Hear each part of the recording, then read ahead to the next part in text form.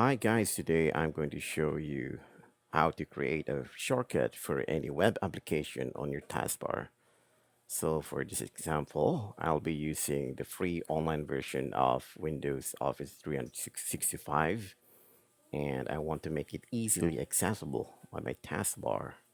So to do this, you can follow these steps. First, you have to click on these three dots in the upper right corner of your screen.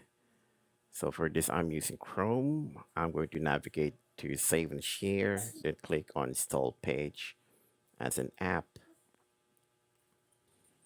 You can also rename the application if you want, then click Install. Windows is going to ask you if you want to pin this app on your taskbar, so just click Yes. Now you can see the application is readily available on your taskbar, ready to be clicked whenever you need it. I'll just position it here for convenience.